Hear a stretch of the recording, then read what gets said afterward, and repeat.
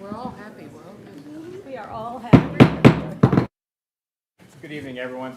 At this time, I would like to call to order the December 20th regular meeting of Gahanna City Council and ask for the invocation and pledge of allegiance from Mrs. McGregor. Father God, we ask your wisdom as we decide the issues for the city. We ask for your comfort for those who are lonely during this holiday season. As always, we ask for your protection for the men and women of our police and armed forces. Amen. Pledge of allegiance. Pledge allegiance to the flag of the United States of America and to the republic for which it stands, one nation under God, indivisible, with liberty and justice for all. Roll call, please. Angelou? Here. Bowers? Here. Lyric? Here. Leesburg? Here. McGregor? Here. Renner? Here. Schnetzer? Here. Apologies, now maybe everyone can hear. Are there any additions or corrections to the agenda this evening? President Lyric, Yes. I would like to add a resolution under resolutions of Resolution 38, 2021, a resolution to honor and commend Jamie Leesburg for his service as City of Gahanna Ward 4 council member.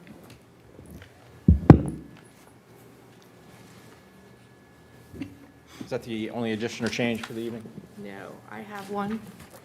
I would like to add Resolution 0039-2021, a resolution to honor and commend Brian Lyric for his service as City of Gahanna Ward 3 council member. The mayor has two resolutions, too. Madam Clerk, I don't know if I need to add the 2 proclamations that I have as well? Or Mr. President? No, you should be able to just do those under Okay. public comment. All right, will do. There's an ask to add 2 resolutions, 38, 2021 and 39, 2021. Is there a second? Second. Any discussion? Roll call. Angelou, Yes. Schnetzer, Yes. Bowers. Yes. Lyric, Yes. Leesburg, Yes. McGregor, Yes. Renner. Yes. And to note, those were added to the agenda. Action on them would occur under the resolution section. Any further additions or corrections to the agenda? None appearing. Hearing and visitors, we have swearing-ins this evening. Certainly the most important activity. Thank you. All righty, thank you, members of council. This is a very unique swearing in tonight. We're swearing in 4 new officers to the Division of Police. They're all attending the 137th class of the Columbus Police Academy, which begins next week. This is our largest contingent of officers that we've sent to the academy, and we're very happy to have them aboard. We're going to swear them in individually, if that's okay, and then we'll take some pictures and then introduce them as a group. So with that, Mayor, Director, first officer this evening is Jacob Rigsby. Jacob?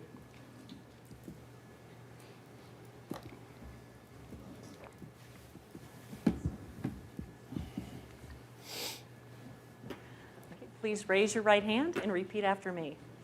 I, Jacob T. Rigsby, do solemnly swear I, Jacob T. Rigsby, do solemnly swear that I will support and defend that I will support and defend the Constitution and laws of the United States of America, the Constitution and laws of the United States of America, the Constitution and statutes of the State of Ohio, the constitutions and statutes of the State of Ohio, and the Charter and ordinances of the City of Gahanna, and the Charter and ordinances of the City of Gahanna, and that I will faithfully, and I will faithfully, honestly, honestly, and impartially and impartially discharge the duties discharge the duties of police officer for the Gahanna Division of Police, of police officer in the Gahanna Division of Police, to which I have been appointed, to which I have been appointed. so help me God. Congratulations and welcome to the Gahanna family.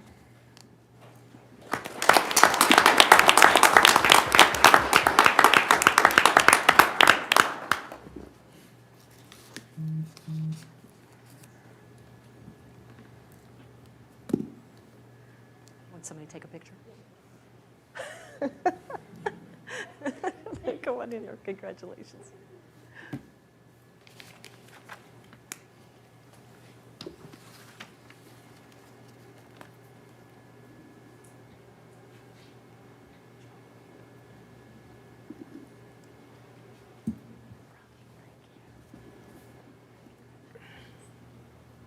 And our next officer is Paul Michael.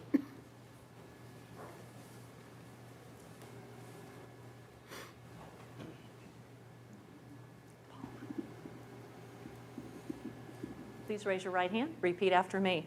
I, Paul A. Michael, do solemnly swear I, Paul A. Michael, do solemnly swear that I will support and defend that I will support and defend the Constitution and laws of the United States of America, the Constitution and laws of the United States of America, the Constitution and statutes of the State of Ohio, the Constitution and statutes of the State of Ohio, and the Charter and ordinances of the City of Gahanna, and the Charter and ordinances of the City of Gahanna, and that I will faithfully, and that I will faithfully, honestly, honestly, and impartially and impartially discharge the duties discharge the duties of police officer for the Gahanna Division of Police, of police officer for the Gahanna Division of Police, to which I have been appointed, to which I have been appointed, so help me God. so help me God. Congratulations. Welcome to the Gahanna family.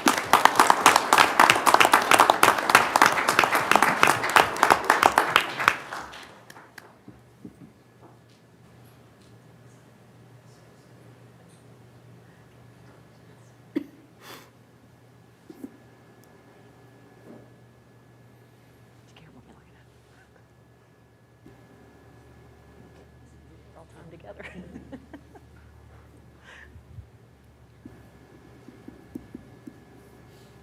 Matthew Eder.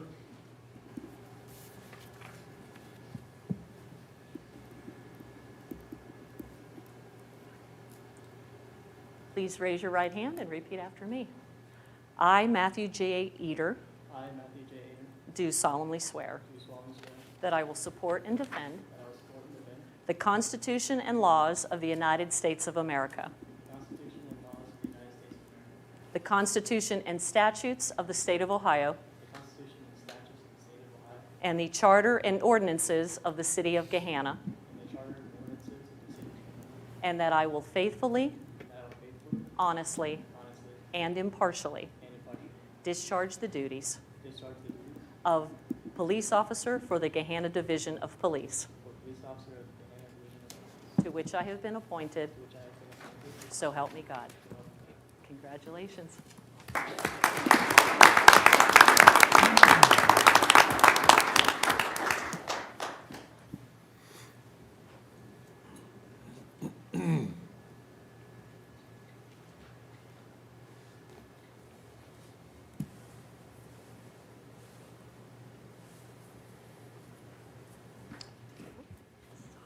And Michael Collins.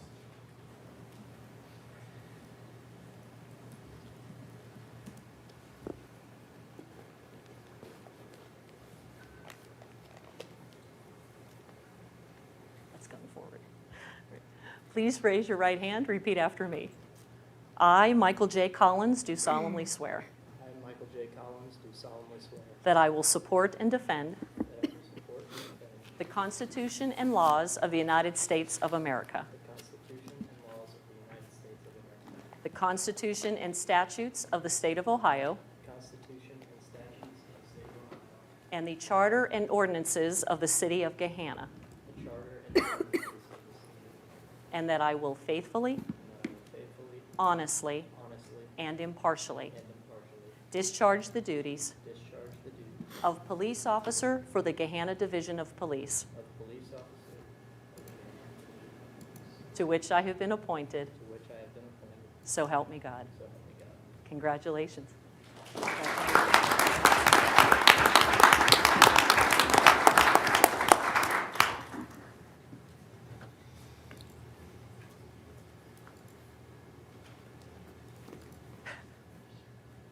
Congratulations, baby.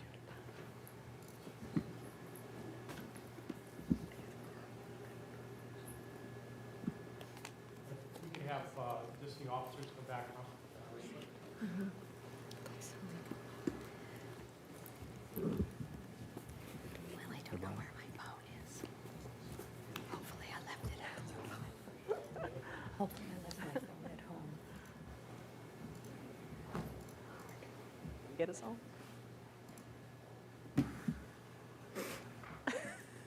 Just step back, DC.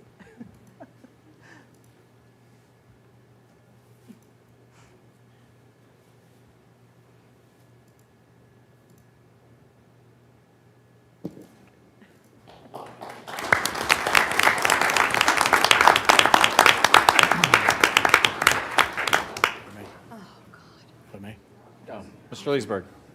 Chief, real quick, let the new officers and the family know. I know there was a little party for Brian and I earlier. I didn't bring my fair share of guests. There's some stuff left. If anybody wants to help themselves, All right, thank you, hate to have sir. any- please help yourself, guys. Thank you.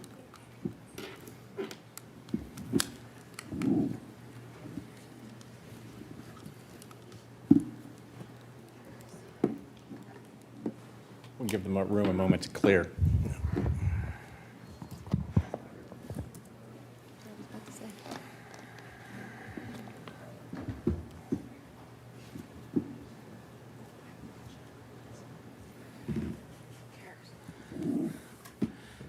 It's Christmas. Okay,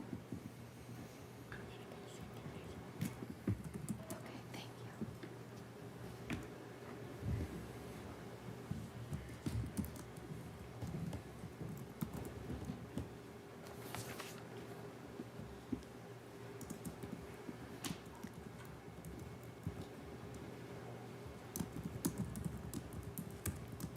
Any further items this evening for the hearing of visitors?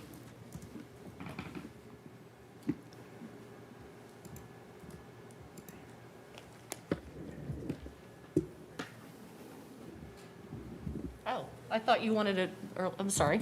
I apologize. Let me regroup. I do have 2 proclamations to issue. Would you like to come down front, or do you just want to sit right there? It doesn't matter. Well, Go down. get down, yes, down. come on. Yeah, Brian, you go down there. You what? You too, Jamie.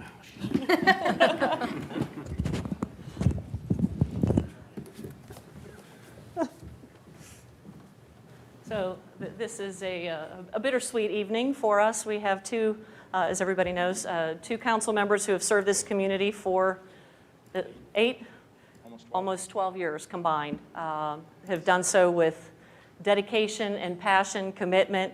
Public service is not for the faint of heart. I think everybody in this room knows that.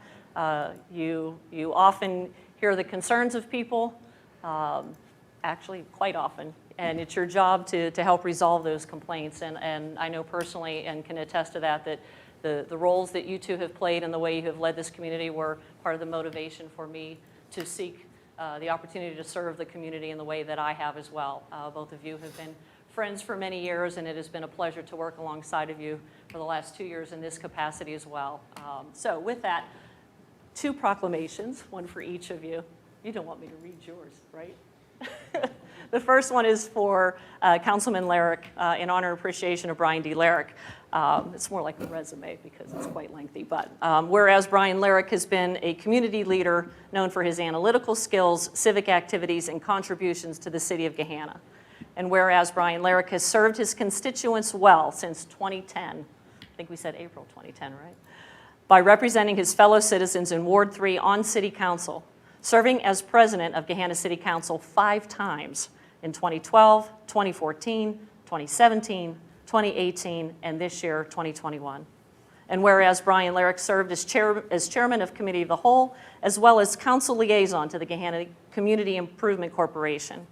And whereas Brian Lyric has been a conscientious, hardworking, and trustworthy public servant, and his devotion to his constituents and to this community has made him well known as a dedicated advocate for the citizens of Gahanna. And whereas Brian Lyric will be missed by all who have had the pleasure of serving with him, and we extend our best wishes for his continued success in his life's pursuit. Congratulations, Brian, and thank you.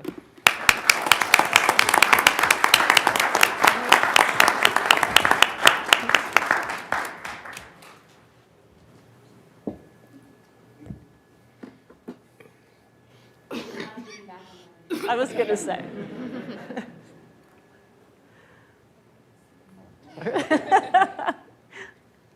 Which phone are we looking at? Just take your pick. Just pretend you're on the red carpet. That's what it's like. Thank you. Thank you, Brian. Mr. Leesburg. Quit moving on a Sunday pace on a Friday.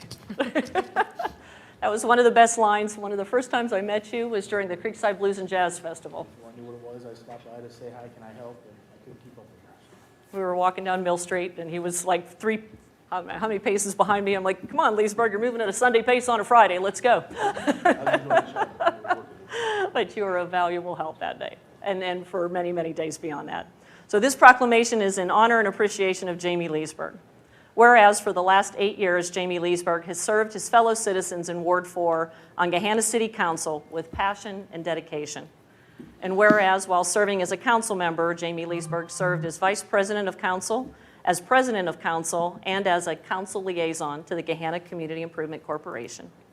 And whereas Jamie Leesburg has served on the board of directors of the Gahanna Convention and Visitors Bureau for many years, becoming a tireless advocate for tourism efforts in the city, and earning accreditation as a certified tourism ambassador, which you wear proudly. And whereas Jamie Leesburg has been a conscientious and hardworking public servant, and his devotion to this community has made him well known as well as a dedicated advocate for the citizens of Gahanna. And whereas Jamie Leesburg will be missed by all who have had the pleasure of serving with him, and we extend our best wishes for his continued success in his life's pursuit. And what's not in here is as wrestling coach. Congratulations, Jamie. Thank you.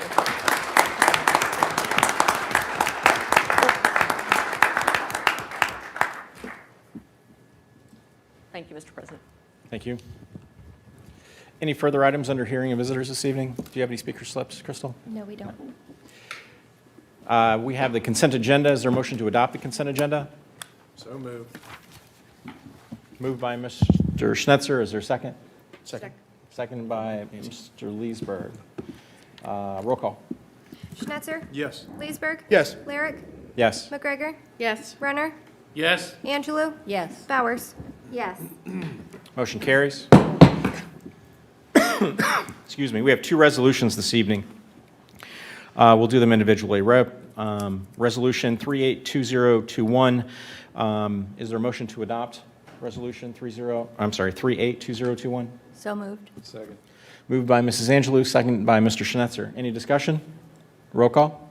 Angelou? Yes. Schnetzer? Yes. Leesburg? Yes. McGregor? Yes. Brenner? Yes. Bowers? Yes. Lyric? Yes. Motion carries. Mrs. Angelou? So come on down. You're going back down here, just. So many things I'd like to say. So many wonderful things I'd like to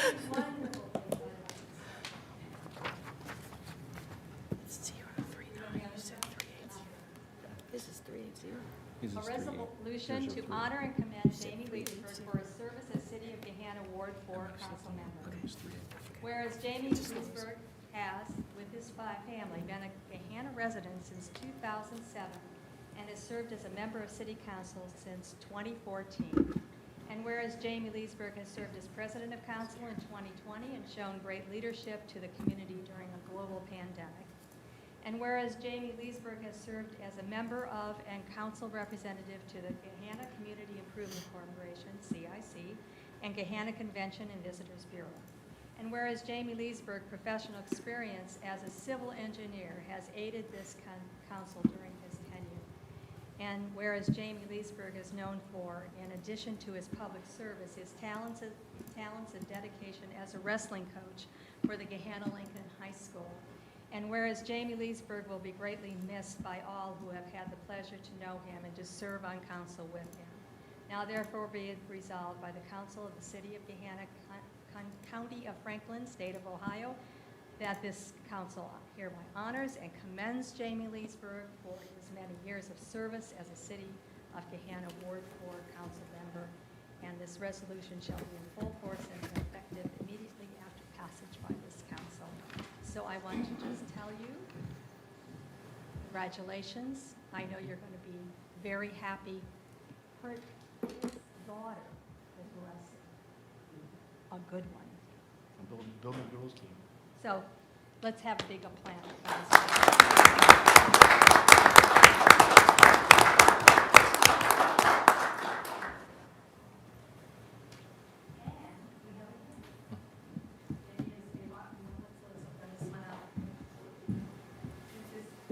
Proudly, flag that goes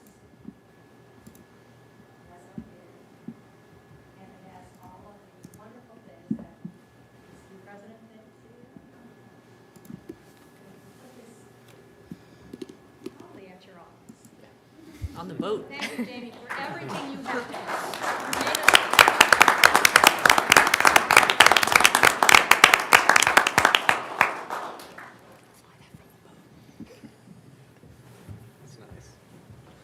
I just want to be clear. I may have stumbled when I announced the resolution. It was 00382021. That's because I did do the zeros.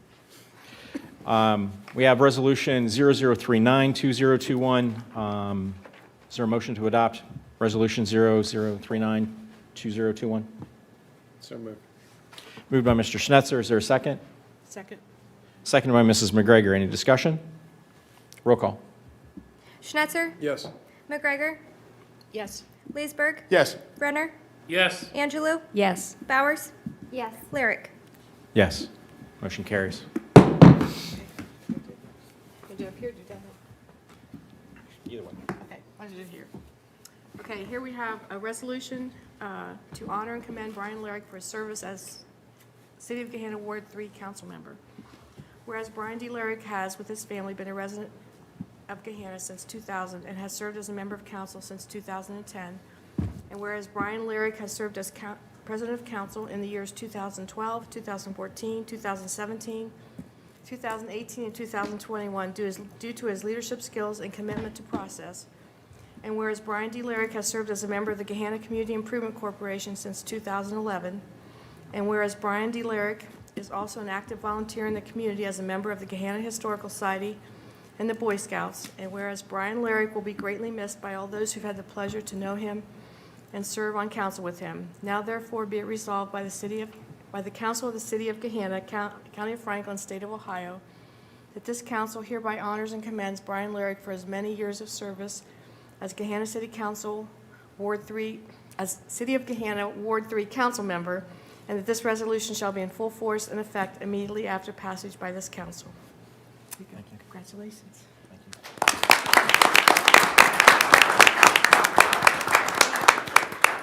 Here's his flag. They almost had to add a tail onto it because it has so many years. They embroider it. Brian Lyric, City of Gahanna Council President, and they have all the years he was Council President, so there are 5 embroidered dates on there. So, there you go. Thank you.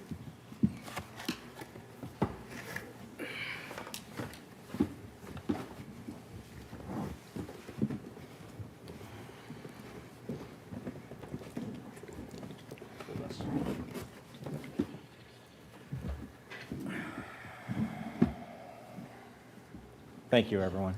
I appreciate it. Ordinances for introduction and first reading would anyone like to introduce the items under section F? Mr. President, I'd like to, for the last time, introduce the items under F. Thank you, Mr. Leesburg.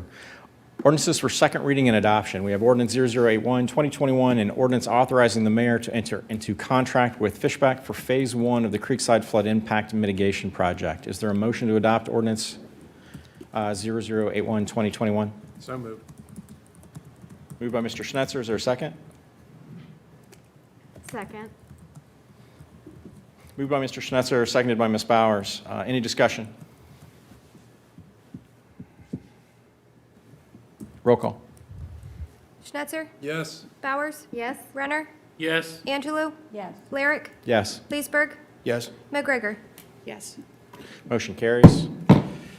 Next item is Ordinance 0085, 2021, an ordinance authorizing the housing officer to enter into community reinvestment area agreement for the expansion of Ohio exteriors. Is there a motion to adopt Ordinance 0085, 2021? So moved. Moved by Mrs. McGregor. Is there a second? Second. Moved by Mrs. McGregor, seconded by Mr. Schnetzer. Any discussion? Yes. Ms. please. Bowers? Thank you. A question for Mr. Strum. On the ROI that you identified on page 2 of the revised Ohio Exteriors Considerations PDF included in our packet, just my question is, the ROI, does that include the value of the new, of the real estate?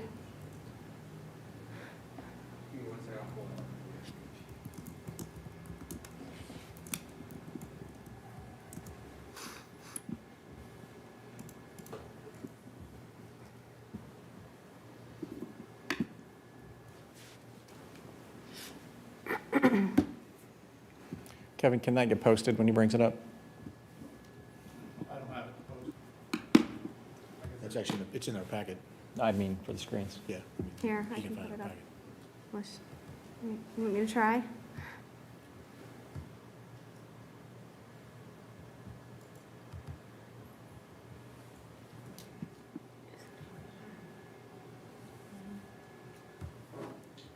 You guys tell me which document you'd like to see?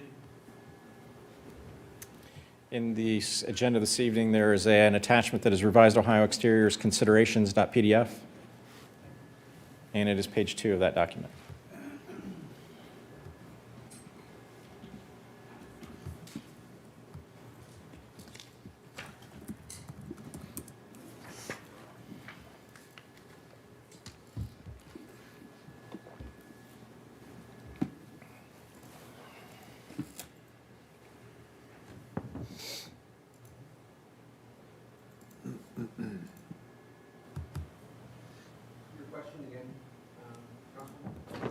Yes, the ROI on the right side, highlighted in blue. Yes, ma'am. do those numbers include the value of the real estate?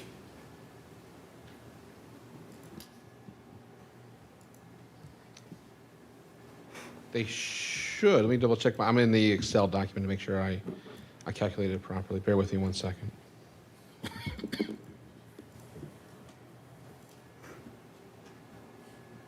Yes, so the ROI full expansion is a subtraction of the total investment to the city, the $980.05 minus the $284,822 value. And then the ROI on the net new is a subtraction of the $770,005 minus the $284,822 number noted on the document. Line, I'm looking at my Excel documents on the farther side of the document on the left-hand side. I see it as cells B 38 and 39. I don't think we have the, The bottom What's it three say? numbers, the 980 and the 770. Mr. Strom is referring to the very bottom left? Yes. 980, 770, and 284? Yes, those values right there. So the full expansion value is the 980.05 minus the 284,822 number, I believe. And then the ROI net new is 170% return on investment, which is only the 770,005 minus the 284,822 number. In simplest terms, the project investments in the center on the left, 400 and 100, are included in the 695 on the upper right? Yes. That's the question, I think. Okay. so if I'm understanding correctly, the total, if we back out the value of the real estate, we would no longer have a over 100% ROI. Are you taking out the new building, the improvements to the existing building, or all? Backing out all real estate, both the existing value and the new value. You're right. The ROI goes to a 69.88% return on investment, or $195,000 net to the city over the course of the abatement period. So if I'm reading this correctly, this cost the city $284,822, and the net new payroll tax to be generated from this project is $228,000? Do you want to repeat that again? I'm looking at the, The red line on the bottom left, total city outlay, total city yes, investment. 284,822. And the net new payroll would be $228,000. Yes, I'm- that's the net new payroll. There's an existing payroll as well. Right. Okay, thank you. Any further discussions? Yes. Total. If I may add, Mr. President. Mr. Strom? This is a pre-94 CRA, so we're doing this as just a full transparent argument operationally, and to demonstrate the value of the program itself to this body. But as a pre-94 CRA, the company in this instance is fully entitled to this CRA as it stands today, and it's really a 3/4 page application for their consideration on the investment side of it. What we're really kind of enabling here is the net new job creation opportunities I want to bring to this board's attention. Can you, just for 1 second, also elaborate on the school compensation component of this and the requirements? Absolutely. So in this instance, we take the anticipated value of the abatement. So if you're looking at 107, total value of the abatement, in this instance, the city, we've backed out the number at 9,263, about 10% of the whole value of the abatement. That's the balancing of the tax proceeds from a millage standpoint. However, with looking at the overall compensation of the arrangement, we have to take line 22, which is the estimated annual tax value, increase of about $8,975.51. We take about 50% of that value over the course of the abatement term of 12 years. And then we also include a 50% reduction of the net new wages in this instance to be compensating the school district in lieu to the Gahanna Jefferson Public School compensation agreement. And so that's where that number is calculated at. Okay. Mr. President. Mr. Schnetzer. Just a clarifying question from Mr. Strom. What's in front of us is a 12-year, 100% abatement. Yes, sir. I just want to clarify that what I heard was that is not necessarily being offered or proposed in this case. It is, the applicant is effectively entitled to it. Yes, sir. This is nothing more than a formality Yes, sir. for this body to basically vote yea or nay on this, correct? That is correct, sir. All right, thank you. Any further discussion? Roll call. McGregor? Yes. Schnetzer? Yes. Angelou? Yes. Bowers? No. Lyric? Yes. Leesburg? Yes.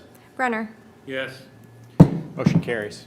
Moving to ordinance 0086-2021, an ordinance authorizing the execution of a development agreement with Metropolitan Holdings for the Mill Street Apartments. Is there a motion to adopt ordinance 0086-2021? So moved. We have a motion by Mr. Leesburg. Is there a second? Second. We have a motion by Mr. Leesburg and a second by Mr. Schnetzer. Any discussion on ordinance 0086-2021? Mr. Schnitzer first. Mr. Schnetzer. Sure. Thank you, Mr. President. So obviously, we've had some fairly robust discussion about this project as well as its predecessor project. I think it's important when we're making decisions up here to kind of clarify what we have control over. And it was interesting that Mr. Strom, the preceding legislation that we had in front of us was effectively the same thing in many respects, meaning that any applicant, any developer, any redevelopment that occurs in this area is entitled to this abatement. So what we are doing here conceptually is not necessarily approving an abatement, but we're being asked to vacate a right-of-way. It is nothing more than that. As someone that studied economics in college, seldom are there absolute rights and wrongs. It's often nothing more than trade-offs. And so as I examine this particular proposal, the trade-off that I see is giving up a right-of-way for 100-plus residents and the purchasing power and the wallets and the feet on the street in our urban downtown core to help support some of the vibrancy and economic activity down there. I've sat in on Creekside, the Creekside District Alliance meetings. I know some of the businesses down there are in favor of, again, conceptually having more economic vitality down there. What business wouldn't be? I think several members of council here can also speak to the fact that it is somewhat unusual that on Monday nights, many of our businesses on Creekside are closed. And they're closed for a reason. There's not enough business to justify being open. I think that this project will help mitigate some of that. It's not the end-all be-all, but it is a step in the right direction. So, in essence, as I examine this, what it is basically a decision to vacate a right-of-way for increased population and purchasing power down there that will increase economic vibrancy down at Creekside. I will share with my colleagues up here that are also being asked to vote on this tonight that as I went around between August and November, speaking with nearly 1,000 residents on their doorsteps, one of the comments or concerns that came up quite often from residents was they wished that the city would do something to make Creekside more vibrant. Again, I think this is a step in that direction, so I intend to support it this evening. Thank you. Any further discussion?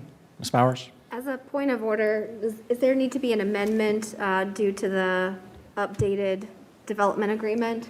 This legislation was introduced previously. If there are any changes, there would need to be an amendment to change the language. Okay, well, Mr. President, I'd like to move to amend the ordinance so that we are authorizing the execution of the development agreement updated 12/19 of 2021. We have a motion to amend the language of ordinance 0086-2021. Is there a second? Second. A second by Mr. Renner. Any discussion on the amendment to ordinance 0086-2021? Mr. Leesburg. Yeah, for clarification, could we go over what those changes are? Ms. Bowers, would you want to go through the detail of the amendment? I'll defer to Mr. Strum, or I'll turn over the review to Mr. Strum. This is item, I think, 11, that would be the red line in the attachments, and item 12 is the clean copy. I'm sorry, did you introduce these amendments? No, Mr. Strum and Mr. Malarski, after discussion, made amendments to this agreement, and so we have an amended agreement that's presented to council. So, I'm sorry, help me understand.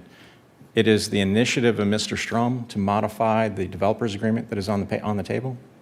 I gave feedback, and it was apparently the administration's initiative to modify the agreement. Yes, that's my understanding. Mr. Strum, it is your request to change the agreement?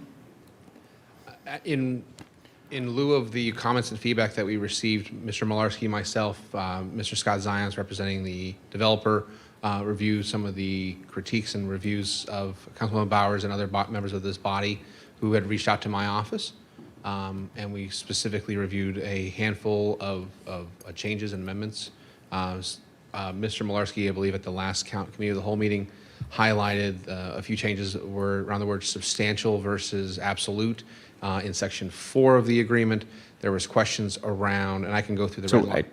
I understand that there's modifications, I guess, for transparency. I want to understand who's initiating the changes and who initiated which changes. In taking the feedback from the prior public meeting, I proposed changes, worked with Mr. Malarski and the counsel for the developer to adopt those changes, but certainly it is this body's prerogative to either accept those changes or quite frankly not. I had noted that in my correspondence back to the council that these were the questions raised by one council member, but certainly not the body as a whole, sir. Any further discussion at the moment, Mr. Leesburg? You're referring to the email that was sent? Yes, sir. Okay. So I noticed in that email there were actual dollar amounts outlined, but I don't see those dollar amounts. I think it was $1,000. It was a piece of art, membership in the chamber, $1,000 to different organizations or different events, and then $4,000 to the Gahanna Arts Council. So again, I don't see those amounts in this, and I'm just asking if. That is correct, sir. In the final amount, if you look into, I believe, Section 6, Program Compliance, the final valuation was setting an aggregate minimum of $45,000 related to developer commitments, related to being a participant or sponsor or related thereof to various civic organizations, memberships, et cetera, within the city of Gahanna. And that $45,000 is over the 10-year period that was discussed? Yes, sir.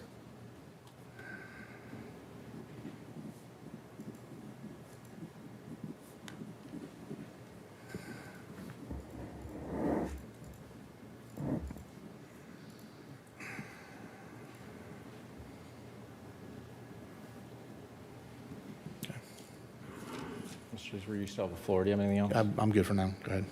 Is there any further discussion on this item? Well, Skip you. Mr. Schnetzer? I was actually going to defer to Ray to see if he might just give us sort of an okay on this. If I may expound a little bit further. First, there is one further amendment I'd like to make pursuant to a question that was raised today by Councilwoman McGregor. I believe that it strengthens the city's position by changing the title and the first sentence in paragraph number 5. I would delete the title and the first sentence altogether and just merely make it developer commitments. I think that strengthens it for the city of Gahanna as it relates to the entire document that way. And so that would be a recommended amendment I would make in addition to what is in here. As far as the rest of this, yes, it is true that there were questions that were brought up.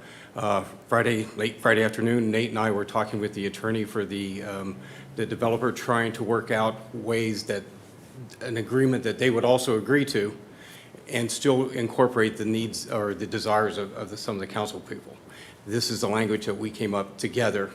It's actually the language I guess part 6 was completely added by Nate, but then they suggested some additions to the language that was first proposed by Nate, and we went back and forth a little bit trying to reach this. I'm sorry, who was that made the suggestions for the changes? First, it was Nate at first who tried to put together what he felt was requested by council, well, Nate and I and the mayor. And then we sent it to the developer to say, would you agree with this if it's presented this way?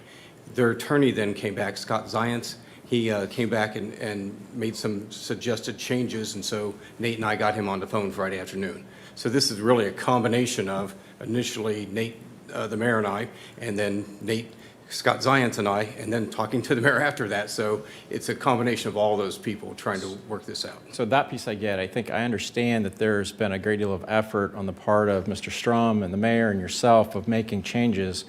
At whose request? Is it your initiative to make these changes, or is it who made the request for the changes is what I'm trying to understand. The initial changes that were made at the, in trying to address the issues that were brought up by council at the last meeting. And so we try to put in language that we felt addressed the issues that council had brought up. So I guess I would say council's the one who requested that some changes be made in this document, and we tried to facilitate that by doing this. Does that answer your question? So I do understand that. In this respect, council doesn't make, people on council make requests. So who has made the request? So Which request? I think, first of all, we're referencing the extended discussion that happened at last week's council meeting, which I know there were a lot of questions raised by Councilwoman Bowers. I'm trying to remember who else might have raised a question or two in the course of that discussion. So based on those questions that were asked and raised during the extended discussion last week, I believe those were the efforts That was the Mr. Strong impetus was for trying this. to make in terms of addressing the concerns to update the agreement to capture the questions and concerns that were raised.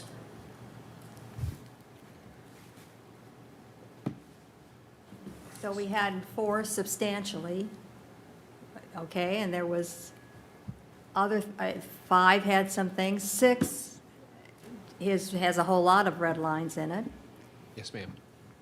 and then it looks as though that's it. Am I Yes, ma'am. correct? Yes, ma'am. So, program compliance, that was, Ray, was that your thought to put that one in? It was actually presented by Nate, but Oh, yes. okay, thank you, Nate. Yes, ma'am. to us, yeah.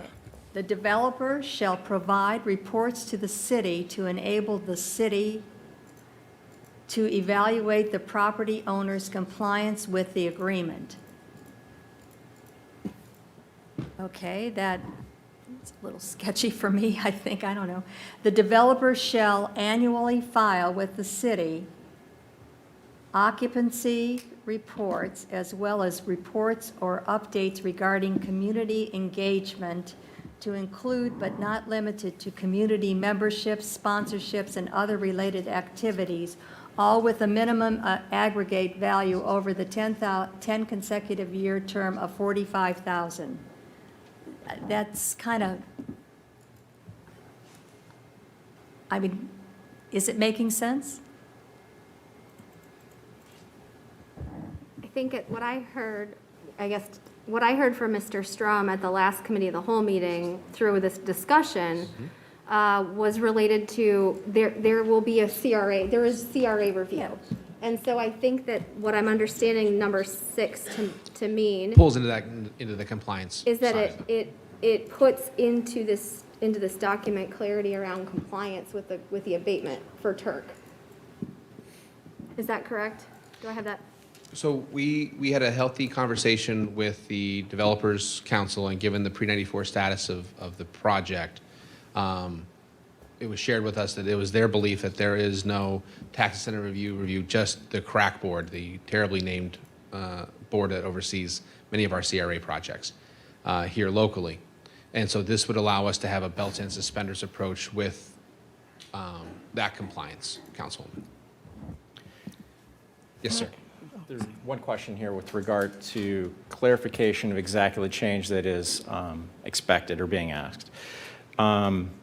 Section 5, compensation for North Street right-of-way, is a question, Mr. Malarski. Is that language need to be modified? Is that the language you're referring to be modified? That is correct.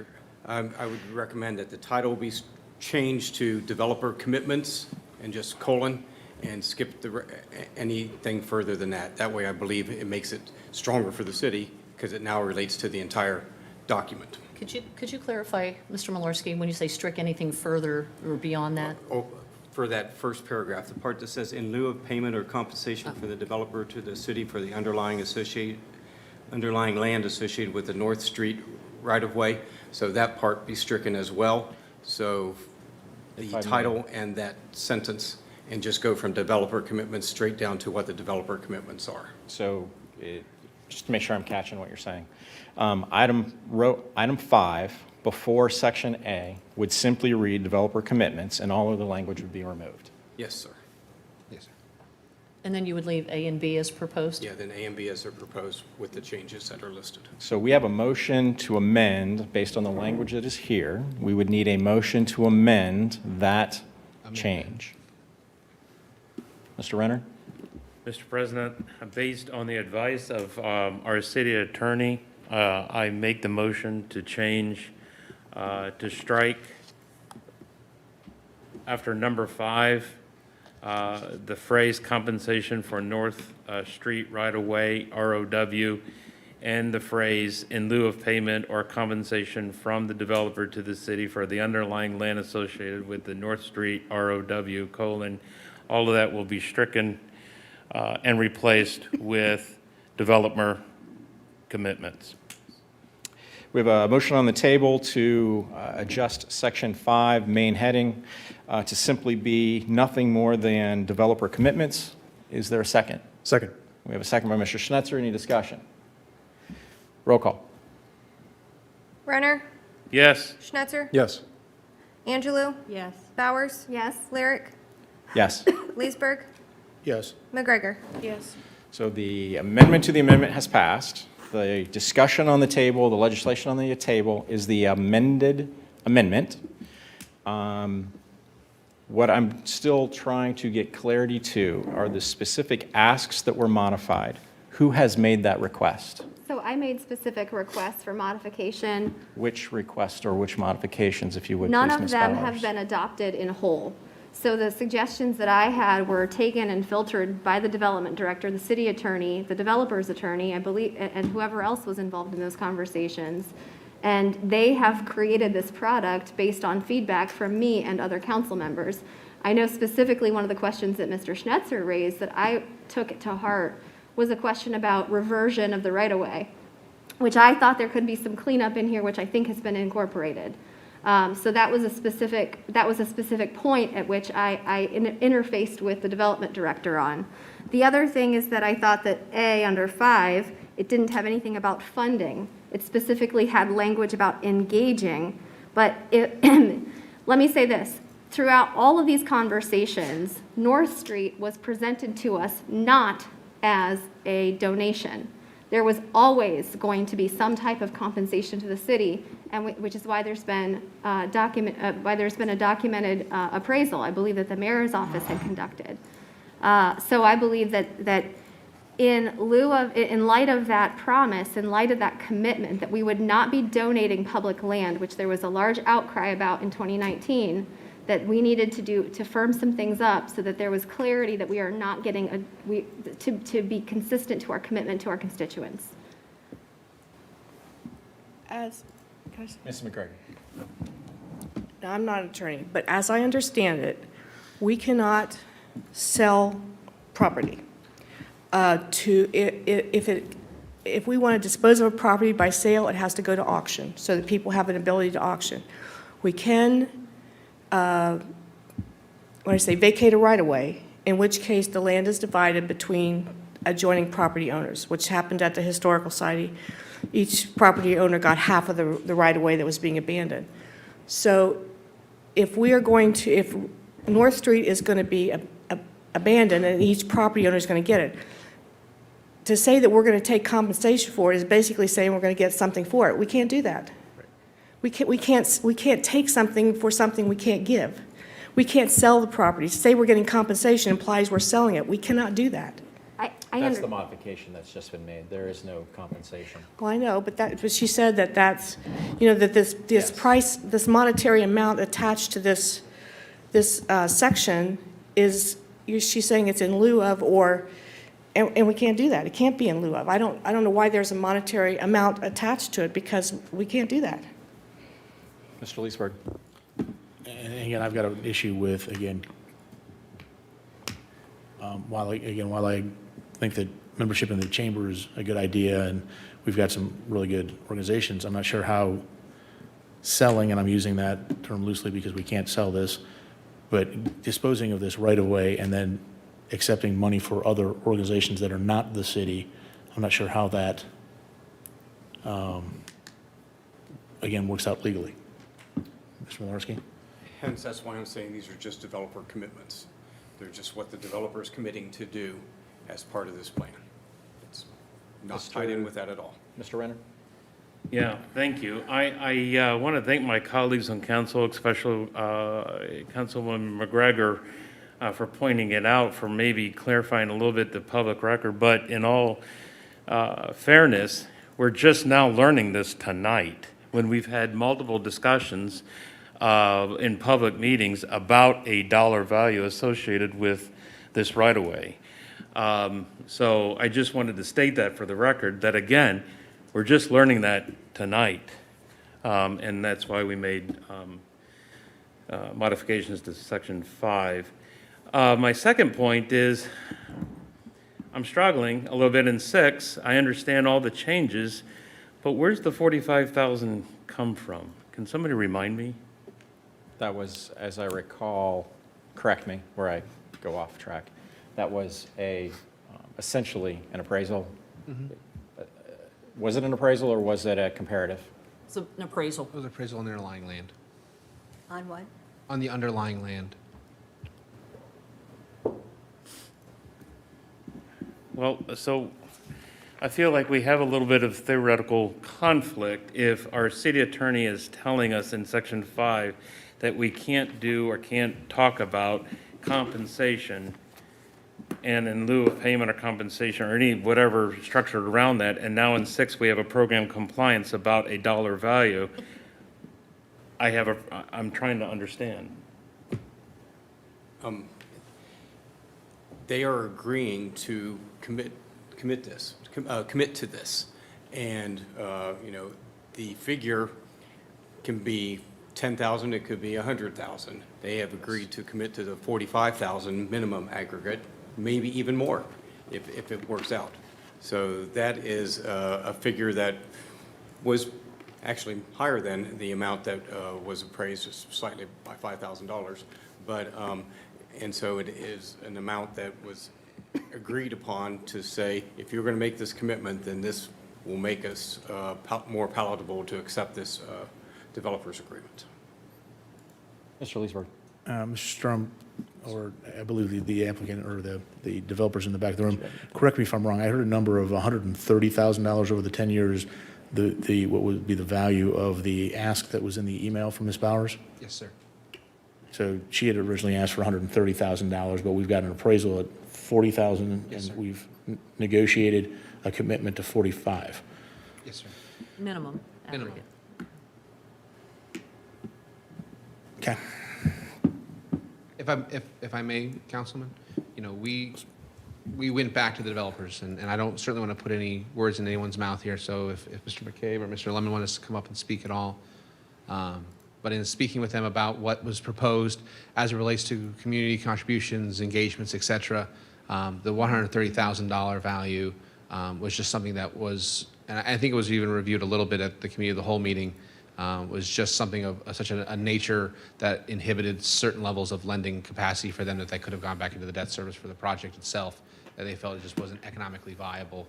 But this was something that allows them to be effectively engaged in our community. It puts a floor into it. I know there was questions by other council members around, well, how do we know if they're actually in compliance? We could have no value there, and then they could come in and give us hypothetically show us a chamber membership for 2 people, and technically they're in compliance. We want something with a little more meat in it, was what the feedback that my office had received, and so that's where that. You saw it before. And as far as compliance, they're entitled to the CRA. That is correct, sir. So why is there any compliance to something that they're entitled to, I guess is the question. I mean, I understand they've made a commitment and there's some way to, this is a way to in this agreement, but it feels like this is tied to, because again, we took out the Turk reference. Yes, sir. And it feels like this is tied to a CRA, which they're entitled to without any commitments. Yes, sir. Again, I've got an issue with that. I guess it's, again, just a question, I guess. No, Councilman, you're absolutely correct. This was a measure to ensure that not only were they, the CRA was done, but there was a way for the city to ensure that commitments made during this public hearing process were tied to and had longevity standing to it, especially around the public arts component. That's been of high debate of this council and the developer, as well as general community engagement. If you read this as being tied to the CRA, I see it being tied to just the development as a whole, ensuring that the development as being proposed this evening, given the longevity that could potentially come with the construction period and everything else, that those commitments that are being made here aren't forgotten in a 18-month or 2-year timeline as the project goes under construction and the site becomes developed. So they're responsible for annual compliance review or whatever. Who would be doing that review? Is that part of, who would be? It'd be coming through my office, sir. So it's not associated with the crack board? We would file with the crack board, sir. So it is tied to the crack? It is tied to Well, the CRA? it's the Community Reinvestment Area Housing Council, so everything would flow to them that has a CRA regardless if it's pre-94 or post-94. That's in the legislation. Clarity, I think what I hear the question The annual report, I guess, the annual report, I mean, if it's not tied to the CRA, why is the crack board reviewing it? Because under the authorizing legislation from 1982, the Community Reinvestment Area Housing Council has authority over everything in the CRAs, regardless if it's pre or post. That's, I think, if I may But- clarify. yeah, but The question that I'm hearing Yes, sir. is, it's clear that the applicant would need to go to the crack board, or that paperwork process would follow the crack board for CRA-tied responsibilities specifically. These additional items, are you saying that they also would have to go to the crack board, or they would be to the Economic Development Office? That's the question. The way I read this, I understand it. The way I read this agreement, Councilman, it would come to me. We would probably report this as a subnote within the formal filing for the CRA, but it wouldn't have no bearing on to whether or not it was in compliance with the CRA itself. I think that was the question. Right. Mr. Malarski. This would not go to the crack board. What would happen is, if you look at Section 8I, it's very unusual for a developer's agreement like this, but it allows for a specific performance. That is what protects the city. The city can apply for specific performance against the developer to specifically do anything that's in this agreement, or vice versa. But that is how it would be enforced, not through the crack board. Be through. Under default and remedies? I'm sorry. Yes. I do have one clarification question. What I'm looking at is the red line copy that is, shows in the agenda as approved by the city attorney's office. And this has items with regard to developer commitments, the 12 months, the sculpture, the 10-year engagement. I see that as being a non-modified? That's stricken, at least, in the one I'm looking at. That's not part of the agreement. So I need to understand the specific copy. What I'm looking at is That's under 5. it's under 5. I'm looking at the second to last attachment that we have on the agenda this evening, which is the development agreement 1117 draft, red line, 12/19/2021, MH and Malarski approved. I don't It's the see that. red line copy. What I'm looking at, I don't see. What I see is, it says the developer, under 5, the developer commits to engage with local nonprofit organization and to fund an exterior public arts component. Yes. I'm referring to that. My question is, in the red line document, that appears to be a part of the original developers agreement legislation that was introduced. And I didn't think that was the case. Yeah, it was not. That's what I'm trying to get clarification to. Right. What was that language? Where is that original piece? I believe that is what Nate originally put in, and then we decided that that wouldn't work. Partially, I don't believe that you should we should be saying you have to go to the Chamber of Commerce. It has to be some local thing. We can't pick out individual things. Secondly, the developer said they couldn't commit to a certain level. They wanted that to be evaluated each year to determine, if they've got 100% occupancy versus 20% occupancy, they're going to donate more. And so that's kind of how this all flowed together. So I believe that might have originally been put in by Nate. I don't see this here in front of me, so I'm guessing.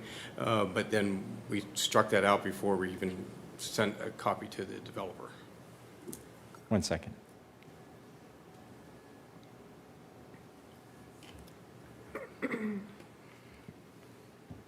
Council President.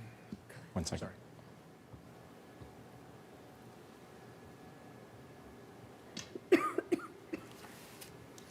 Okay. I found the original language. I have my question answered. Thank you. Okay. Mr. Strom? I was going to highlight the original language is back from one of the original attachments. The original subset there on 5A was the developer commits to engaging with a local school district or local nonprofit arts organization to partner and promote vibrancy through street-level engagement by the inclusion of public arts components, sculpture, mural, art installation, or otherwise, within or as part of a project within 12 months of receipt of a certificate of occupancy. My question's been answered. Thank you. Did you have a question, Ms. Angelou? I would like to have in 6, the developer shall with the city, as well as reports or updates regarding community engagement to include but not limited to community membership sponsors. Give me what those are. Sponsorships, other related activities. We have other things in 5, and then this comes down here with money.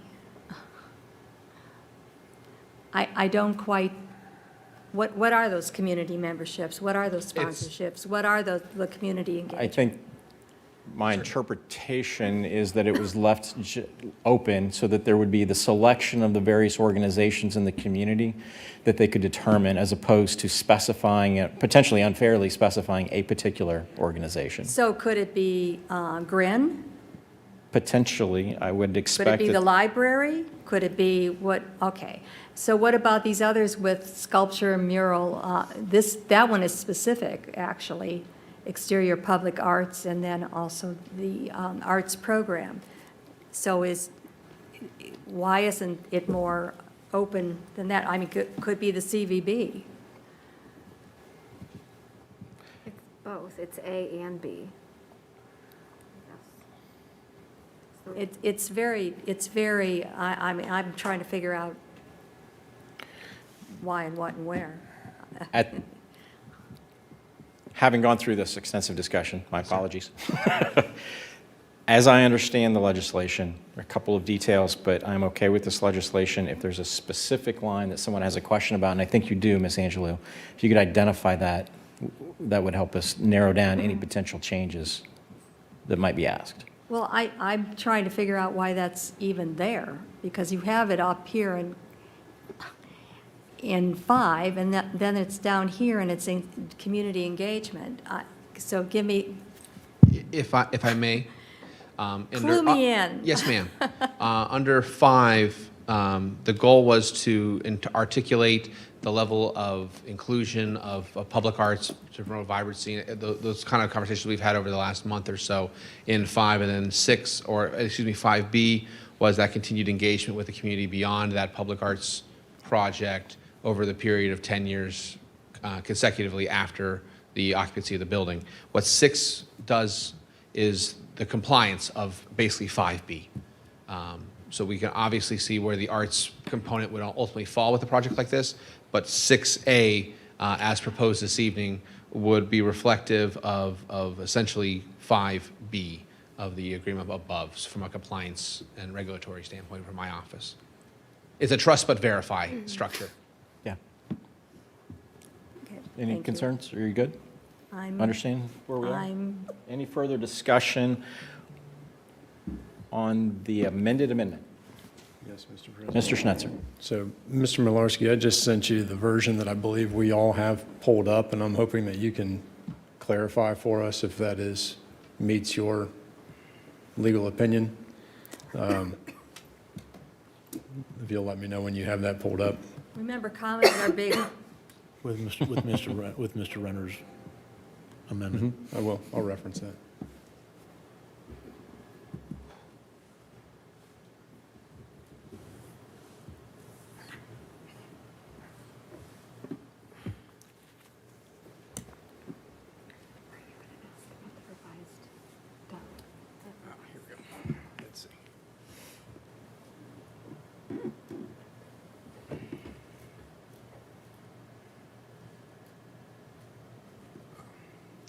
finally And- came up. So if you have it open, I'll just reference the page, I guess, that we've been debating here. Just, You're on red line. For clarity, in the I legislate attachments, it is the second to last attachment. I literally just emailed it to Oh, okay. From iLegislate. Okay. So, Mr. Marsh, do you have that open, that document open? Yes. Okay, so on page 4 of 16, under section 5, just want to clarify that the proposed amendment right now strikes essentially the first 2 sentences there, and in lieu of all of that, it just simply states developer commitments, colon. Section A, inclusive of those blue and red lines, and then section B looks to be unmodified. Do you have any issue with section 6 with all the red and blue lines there? But this is based upon what you originally said, that section 5 is being amended as has Correct. already been Yep. voted on. But yes, okay, so based upon that, then please allow me a second.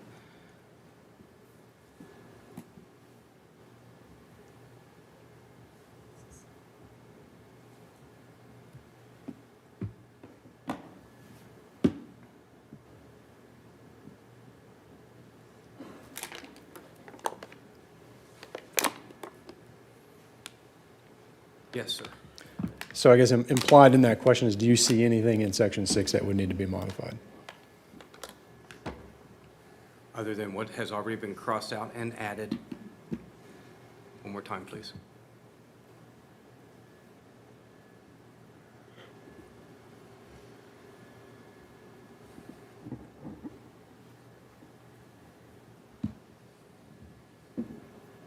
Battery's almost dead. Just trying to see.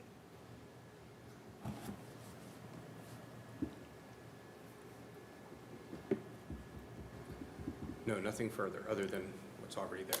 Thank you, Mr. Malarkey, I'm finished. Any further discussion on the amendment to Ordinance 0086, 2021? Roll call? Are we going on Marissa's amendment? We are going on the amendment that is published with the amendment that was just passed to change Section 5's title and eliminate the additional language under the main heading of Section 5. Moved by Mr. Renner. We've already voted on that. That Because one already passed. We did that amendment. Yes. This is the amendment that I believe Ms. Bowers moved, and I didn't make a note of And the Renner second. seconded. Okay, thank And you. Renner seconded, yes. Bowers? Yes. Renner? Yes. Angelou? Yes. Lyric? Yes. Leesburg? No. McGregor? No. Schnetzer? Yes. Motion carries. Now ask for any further discussion on Ordinance 0086, 2021 as amended. Ms. Bowers? Yes, thank you. Mr. Strum, we had some substantial discussions last week about the cost to the city by way of the school compensation agreement with regard to this project. Are the numbers that you presented to council at the committee of the whole consistent today with your understandings? Thank you for that question. It was asked of me earlier this evening to evaluate those numbers, not on a building assessed value standpoint, which is what you have before you, but on a marketable taxable rate standard. So what that means is, in the ROI that you have before you at this council today, I took a capital expenditure valuation and did a 1.16 multiplier for the market rate on a appraised value. And then this evening, I looked at comps, comparable buildings within the marketplace to understand what a similar size of scaled building may be assessed at from a county assessment standpoint, because appraised value and assessed value are two very different valuations. To understand where that value may fall and if that value changes from that, I think the $17.1 million number that was included in the original assessed value or in the ROI calculation, what would that do not only to the ROI of the project, but as well as what the overall anticipated school compensation arrangement could be. To that end, and I can send this over to Mr. Schultz if he wants just to put it up on the screen. I had not planned on sending it out, but there have been an adjustment. Bear with me one moment. In short, In looking at existing, modern, new, brick facade apartment buildings, I reached out to the county auditor's office, and the best example that the county auditor's office could, or county auditor's office could provide me was blocks B, C, and D in the Dublin Bridge Park area, as they have no tax abatements. They're newly constructed and would have a high return on value, though they are larger structure than what we are talking about in this space. They were assessed at a market value of just north of $7.5 million. So I inserted that value into the ROI, reran the ROI analysis, which I've now sent to Mr. Schultz, so if he wants to pull it up on the screen, he can do so. In short, the school compensation consideration by the city was reduced from a value of $4.436 million over a course of 15 years to, and it'd be table 3, yeah, that version 2 you have right there. You want to scroll down a little bit, Kevin? If you look at line 37, it's $1.996 million anticipated with that $7.5 million valuation. And quite candidly, council members, that 7.5 number may even be a little high, given that we're comping it against a Bridge Park, which is a larger structure both in height and density compared to what we're proposing in this instance. The ROI, Kevin, if you can go scroll up a little bit and then look to the right, you'll note that the project ROI is 362%, or about a $7.3 million return to the city ultimately. That is compared to a 302. So actually, because of the lesser impacts to the school compensation arrangement as part of the version 2 from an assessed value standpoint, the actually ROI calculations went up because the compensation costs went down substantially, about by 50% or so. And again, that ROI includes the projected value of the building, is that correct? The version 2, yes, ma'am, it does include that as well. The total value of the city, existing and new, is a $9.4 million inclusion. Total city investment is about $2.036 million.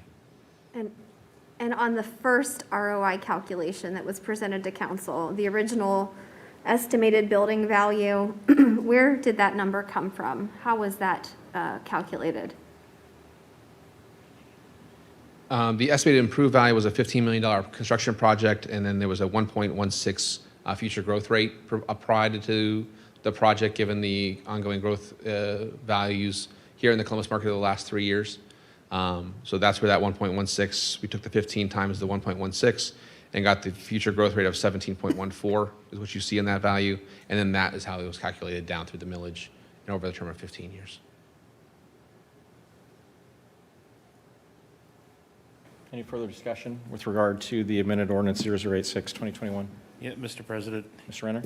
the only ask that this new ROI be made part of this legislation and a public record. Absolutely, I can PDF that and have that sent to Crystal right now.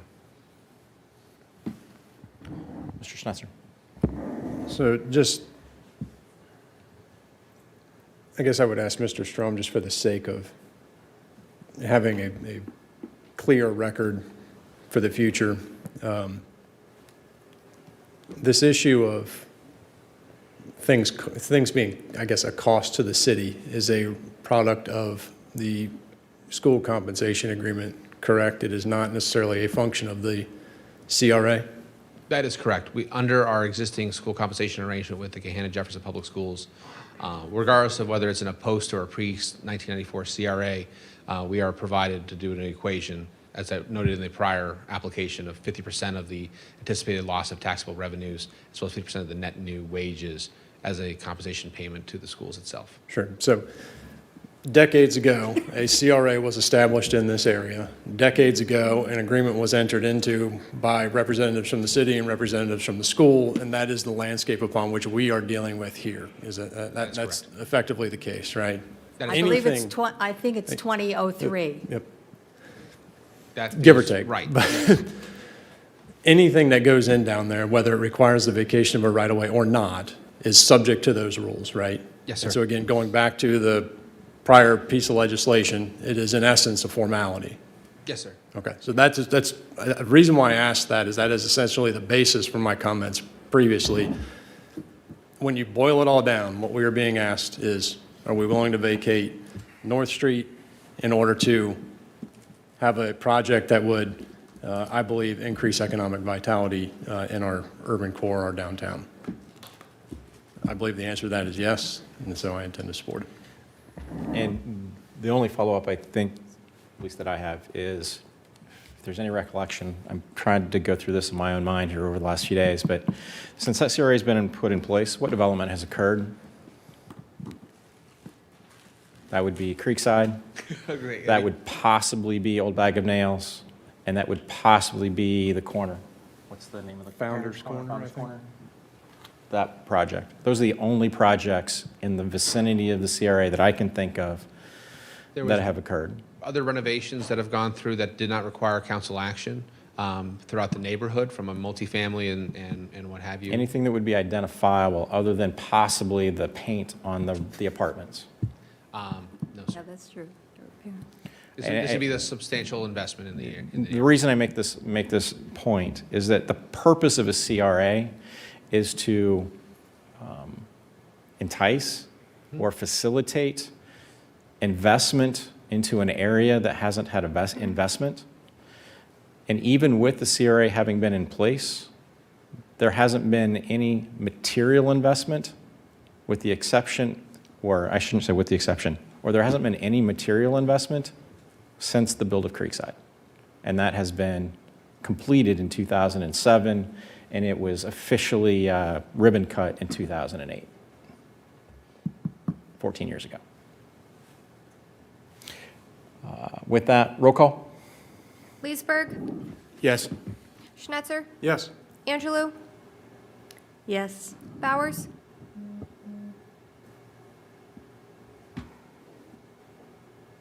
yes, Lyric, Yes. McGregor, No.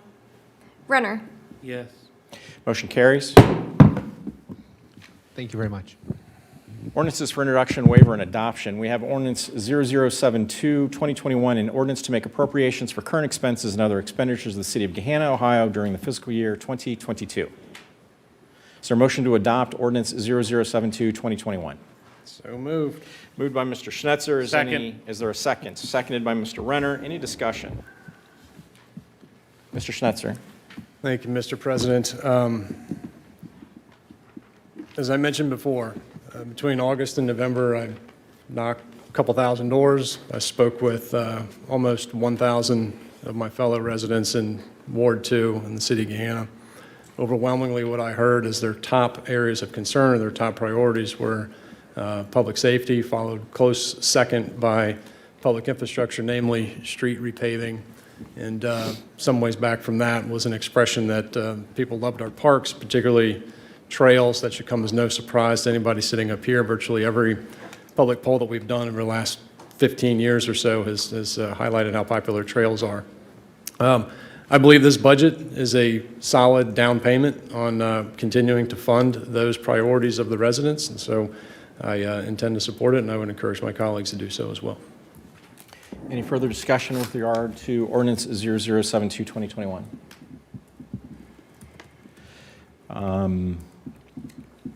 I do want to talk about the budget relatively briefly. I do recognize the ask and the objective, the ask of the citizens to invest in the community, and this certainly does do that portion of the ask. My concern with this budget, being the first budget that is relatively normal since new funding has occurred, is that it has what I believe is a short-term focus to fund availability with a weakness to long-term focus to the available funds and the significant capital expenditures that are expected of the city. Some of that is covered or is a part of the acceleration of our core infrastructure, where we are rebuilding and improving the streets, eliminating a backlog that occurred over many, many years.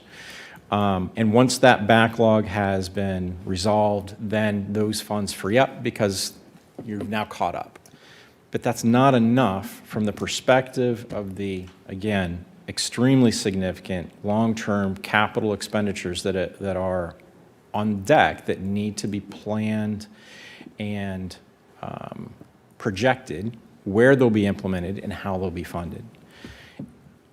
My concern with the budget is that as I see this budget, it lays the foundation for a return to the citizens for additional funds well in advance of the 20-year outlook that was originally outlined. Outlooks are variable. Something earlier may be possible, but my concern is that this lays the foundation for something significantly earlier.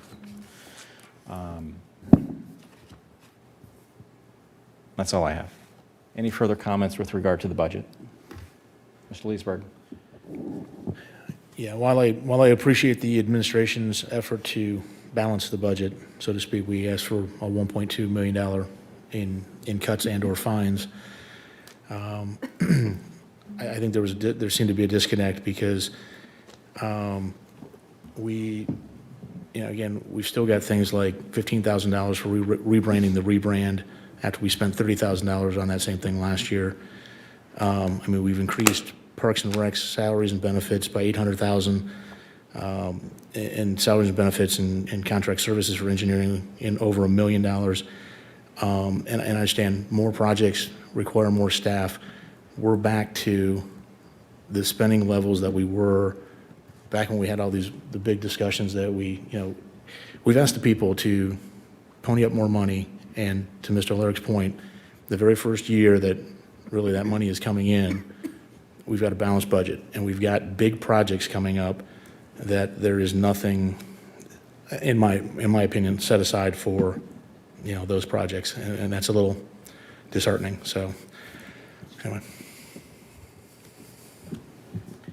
Any further discussion on Ordinance 0072, 2021?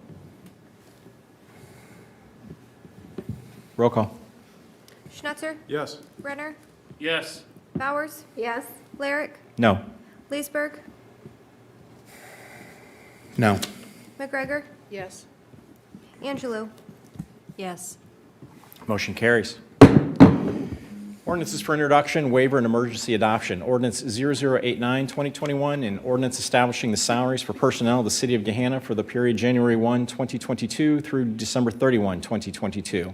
Waive second reading and declaring an emergency. Is there a motion to adopt ordinance 0089, 2021? So moved. Second. Moved by Mr. Renner, seconded by Mrs. Bowers. Any discussion? And just to be clear, this is a motion for the audience that waive second reading is included in that motion, as well as declaring an emergency. No discussion? Roll call. Renner? Yes. Bowers? Yes. Lyric? Yes. Leesburg? Yes. McGregor? Yes. Schnetzer? Yes. Angelou? Yes. Motion carries. Ordinance 0090, 2021, an ordinance establishing the benefits for personnel of the City of Gahanna effective January 1, 2022. Excuse me. Waive second reading and declare an emergency. Is there a motion to adopt ordinance 0090, 2021? So moved. Moved by Mr. Schnetzer. Is there a second? Second. Seconded by Mr. Renner.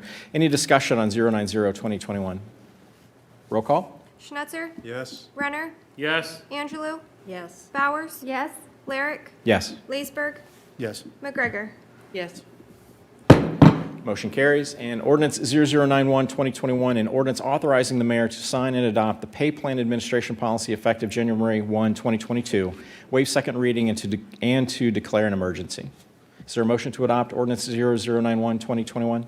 So moved. Moved by Ms. Bowers. Is there a second? Second. Seconded by Mr. Renner. Any discussion?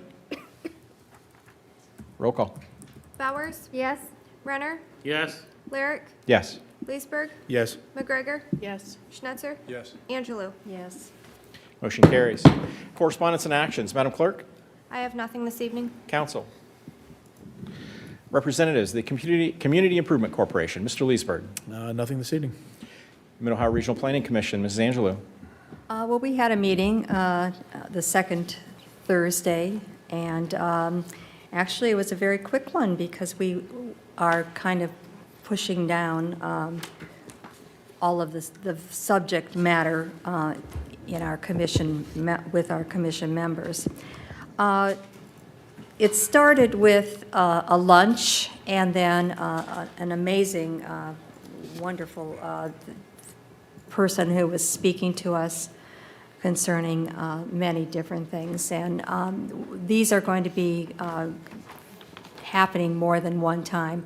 When we're back in February, we're going to have Kenny O'Donnell. Oh gosh, I'll come back to that one later. We've had many speakers, and now we're doing things that are going to be done a little bit more clearly, and we're excited about what's happening in terms of running the meeting.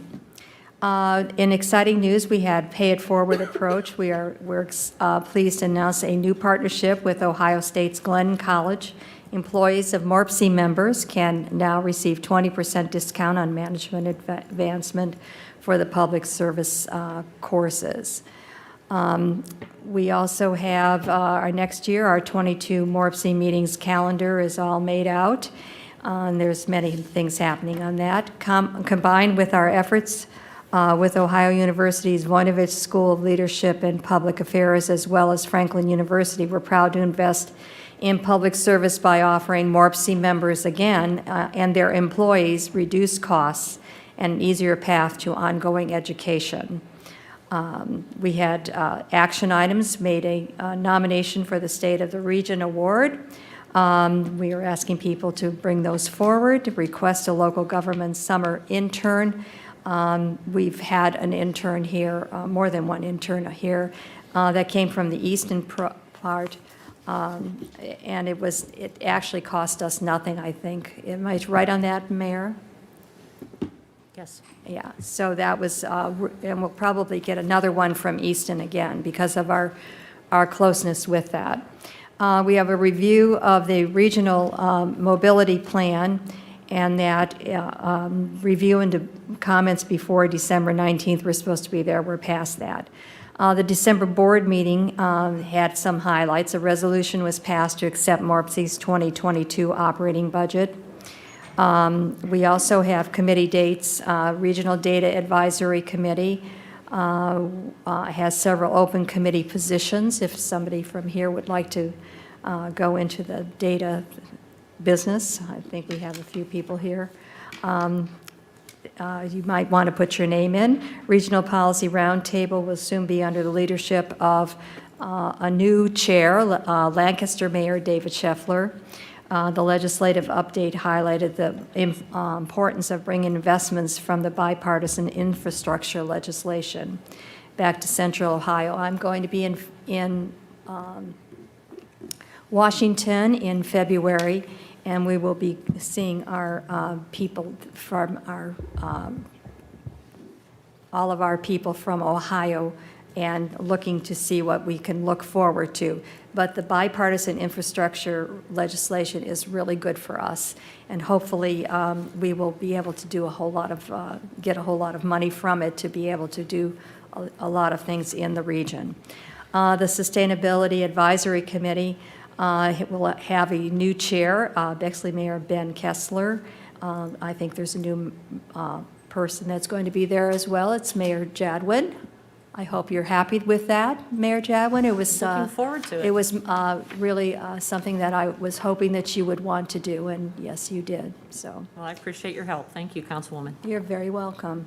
The Metropolitan, the MPO, during the commission meeting, resolutions were passed to adopt the 2020 to 2050 Active Transportation Plan and the 2022 Technical Assistance Program Guide.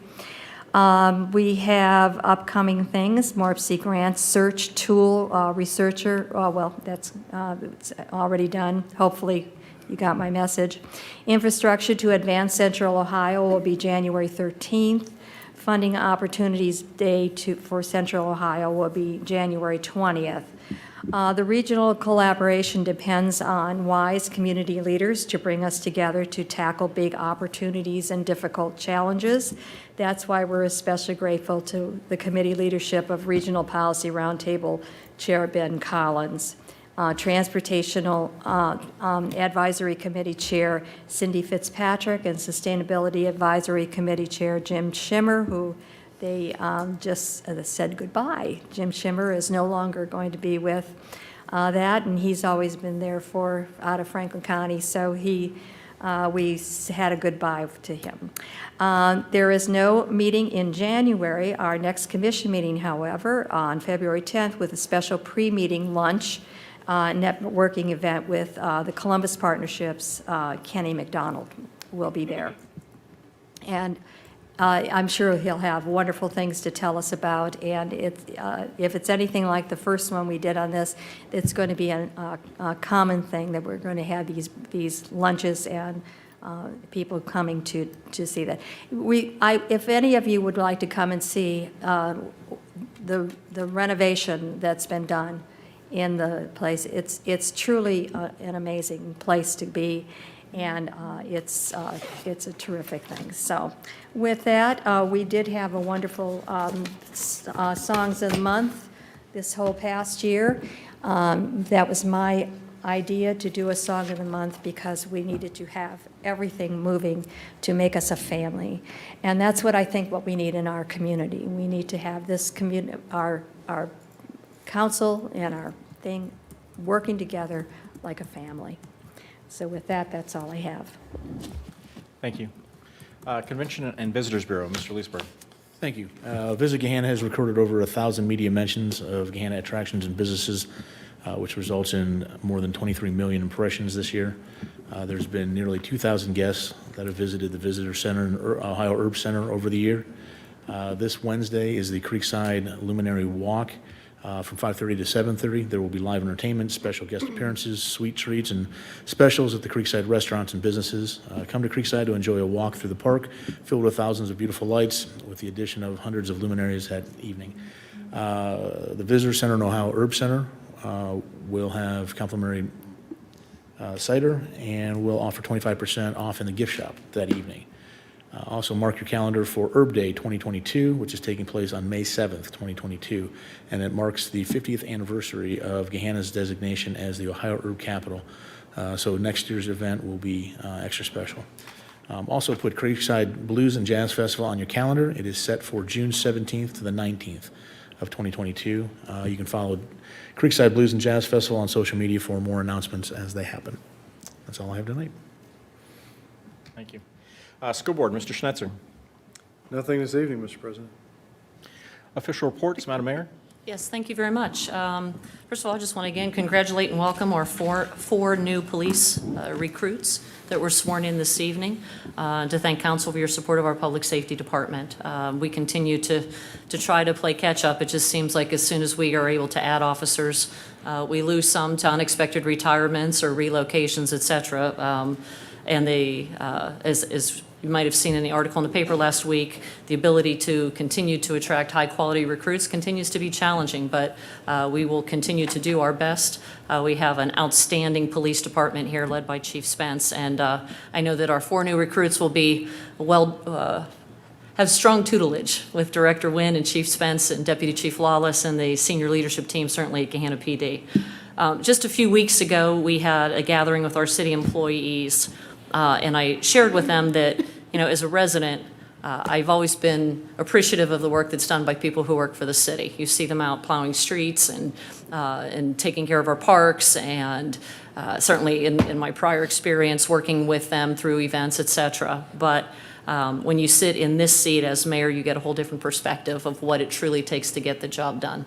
It's a lot more complicated than it looks, and it really, what the residents typically see is the iceberg. They see the tip of the iceberg, and underneath the water, there's a whole lot more that's going on. We talk a lot too about ducks. That, you know, they look very smooth as they're skimming the surface, but underneath there's a whole lot of paddling going on to get them to move as quickly as possible. And that's a lot of what our team here at the city does. Certainly the last 2 years were some of the most challenging, I think, in recent history with the global pandemic and trying to navigate that. There's been a lot of work that's been done, and I've been very proud of this team and what they have done. But part of being a team isn't just the employees who work here and the directors who are sitting in the room and maybe were in the hallway a little bit ago. It is about the city attorney, and it's about all of you. And I've been very honored to work in lockstep with each one of you over the last 2 years. As I started to say earlier, public service is not for the faint of heart. There are 36,000 residents in this community that we serve, and it is impossible to make 36,000 people happy. At the same time, each one of us are all here for the same exact reason. We are here to serve our community. We are here to make Gahanna better. And we might come at it from different political perspectives, different objectives, different analyses, but at the end of the day, we all have that in common, and that's that we are here to serve our community to the best that we can and to make it a better place to live, work, and play, not just today, for the future. So with that, I want to extend again my thanks to Councilman Leesburg and Councilman Lyric. I meant it when I said that watching you as council members over the last several years is what led me to desire to serve my community at a higher level, to see the impact that you are able to have and that you have had individually on this community. Has been inspiring for me. And I've been proud of the work that we all have been able to accomplish together as council, Mr. Malarski, the city attorney, and again, our city team. The first couple of years have been focused on building the foundation. Certainly 2020 was just focused on building a team following 2019. We got a lot of work done, and we have a lot of work coming up in 2022, so get some rest the next 2 weeks, you guys out there. And I certainly look forward to working with our two new incoming council members. But in the meantime, I wish all of you a very Merry Christmas. I hope you get to enjoy some time with family, get some rest, and be recharged for 2022. Thank you. Thank you. Mr. Malarski. Thank you. To remind you, we have two cases pending with Speedway Transportation. The first one was filed in 2018, and that was in a court of common pleas, and that was allegations that they should have received a towing contract, the 2017 towing contract. There's a subsequent one filed after they didn't get the 2020 towing contract in 2021. That was filed in federal court, and that was alleging discrimination. Both of those cases we won on a motion on the pleadings, which, if you remember at the time, I said was very unusual. Nothing is presented to the court except for the complaint and the answer, and the court makes a decision and decided in our favor on both those. We now got a Court of Appeals decision back on the common pleas case, and not real surprising because motion on the pleadings is very difficult to achieve, to continue to win also in Court of Appeals. They found in their favor on 2 out of the 3 issues that they had. And so they're remanding it back to the Common Pleas Court. It's a bit frustrating because basically in the way I read their decision, we're going to do our discovery, and then they're going to grant our motion for summary judgment after the discovery's been completed and make us jump through those hoops, but because they seem to back up everything we said, but just saying we need to have discovery to support it. But in any event, that one has now been returned back to the Court of Common Pleas for further actions, and we'll be going forward with that. The second thing is I wanted to thank Councilwoman Bowers. She had brought to my attention that there is a separate Johnson & Johnson opioid settlement that's out there. We originally, at one point, a few months ago, had brought to you the Big 3 opioid settlement that was approved. Since it was brought to my attention, I did enroll us in this, and they're processing it through. If they get enough enrollment, then we will be presenting that to you as well, the settlement for the Johnson & Johnson. With that, I'd just like to point out that, hey, we're all in this together. I really appreciate any help I get from you guys. Councilwoman McGregor earlier today had brought that an issue on that Mill Street development plan to my attention, and she was right, and I made those changes accordingly. And despite what my wife may say, I don't think I know it all, so please do, if you want to bring anything to my attention, please do. I try to be very open-minded and try to accept these things, and I'd like to thank both of you for bringing these to our attention so that it was helpful to the city in both those instances. And finally, I'd like to thank Councilmen Lyric and Leesburg. There's been so much said about this, but your service to Gahanna has been great. And I'm not going to belabor everything. I've told both of you in private how much I respect you and how much I have enjoyed working with you, and I just wish you guys the best. And that's all. Thank you. Council comment. We'll change up the order a little bit this evening, but Mrs. Angelo. Just have a few comments. Thank you, Brian, for your extraordinary work on the city council. You were willing to make sure everything was done with the correct process. You see, doing the process leads to perfection. It's in your DNA. Try. Some of us don't have that, like you have it. You also love your community. You love your family. You understand the purpose of the city council. And I thank you for the past years with you on the dais, and I wish you a happy time of rest and fun. And we know you are a great leader, and we thank you for your service. Thank you. Another few comments. Thank you, Jamie, for your extraordinary work on city council. Your engineering background is so incredibly useful for us who live in a different part of the planet. I could always count on you to give me the best information on so many items.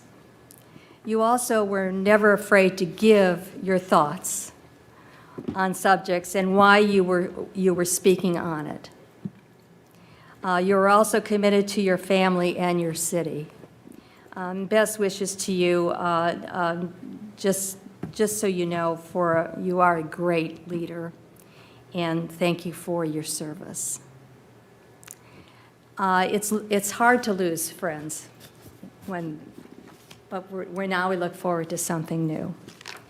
And I was just thinking about how this is 2021, and when I started, it was 1981. That's 40 years. So I've had a lot of people that have come and gone in this world of government. And it's always hard to lose friends, and it's always fun to have new people come on too. So with that, I hope everybody a wonderful, happy holiday. I know there's lots of Christmas things going on, and if you want to come to Peace Lutheran, we have 6, 8, and 10, and it's going to be very interesting, and I'm still trying to work that handle out. But I just wish everybody a wonderful holiday. This is a good place we live in, and we want to make it better. And you make it better by transparency in everything we do. Thank you. Thank you. Ms. Bowers?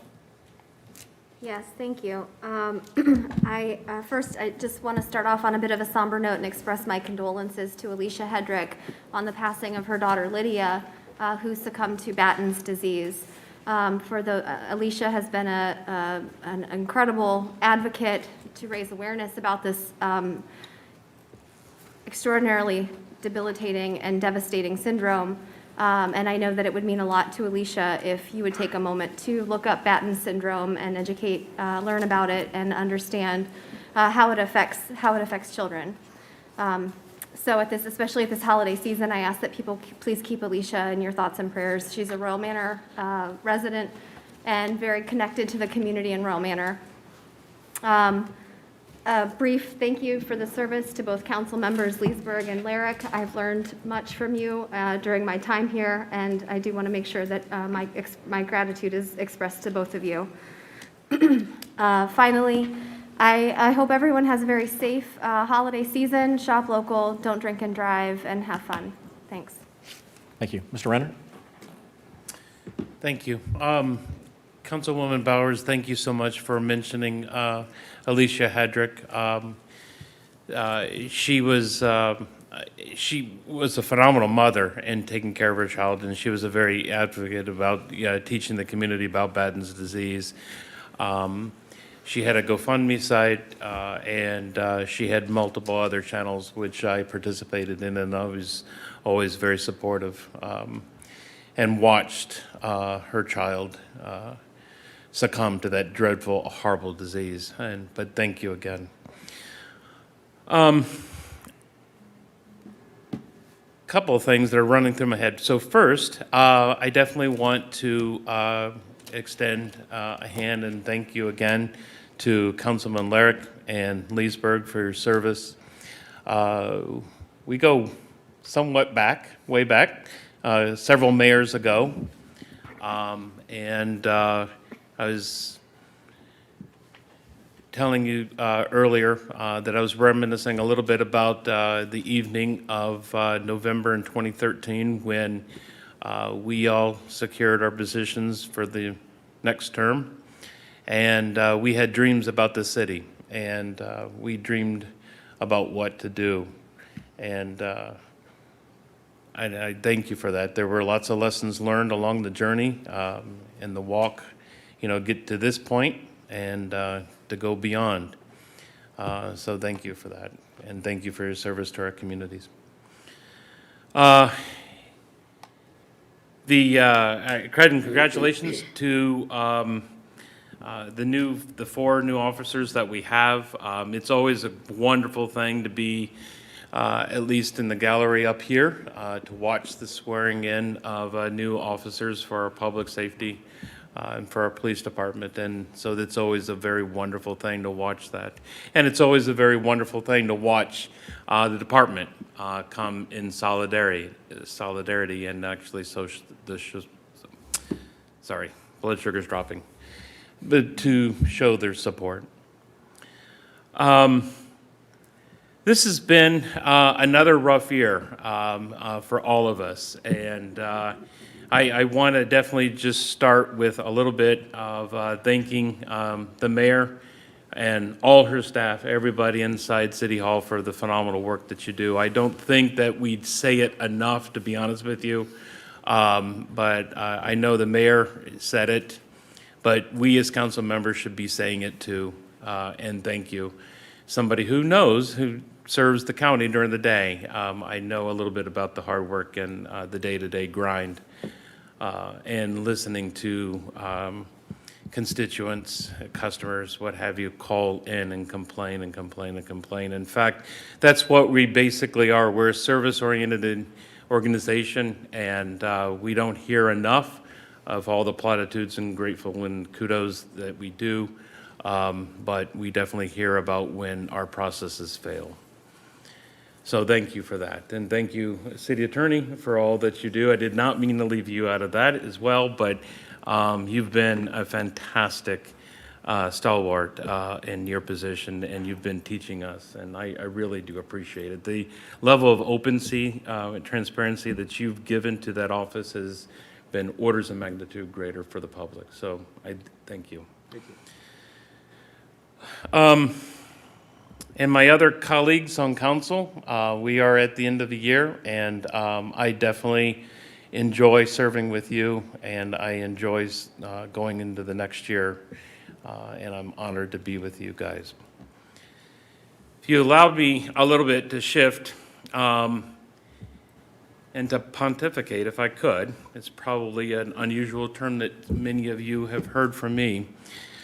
But when I was been reflecting about this year, I've been watching a lot of at the national, the state level. There's too much commotion going on, and it's ripping us apart, and it's filtering down to the community level. That is just, I have reservations if our republic, which I so love, I don't know if we can survive the next 50 years. And to that end, I believe that there's just too much that's going on and too much of the individualism that's being shouted and not really being reflective of about community and being back to team-oriented. So looking back, and then at the same time in parallel to all of that, I had the great pleasure of the teachers, third grade teachers at Royal Manor reached out to me, and they asked me to come and speak a couple of weeks ago on citizenship, not on governance or what is local government or anything like that, but what is citizenship? And this was an interesting question, and so it plagued me a little bit. It's like, well, what am I going to say? What am I going to say? And then I ended up saying, well, you know what? It goes back to the virtues that are set up in our United States Constitution. And it talks about, at the very beginning level, it talks about trust. That is what we have as a governing body, trust. And the virtues of honor, honesty, loyalty, valor, respect. These are items that I think that we need to be reflective of. One of the great teachers that I subscribe to has some good quotes that I'd like to actually mention here. Wisdom is knowing I am nothing. Love is knowing I am everything. And between the two, my life moves. So one aspect of leadership that I know we all recognize is the virtue of humility. And I believe that that one, in this time of grace and giving, I would ask that we all end our year reflecting on this virtue.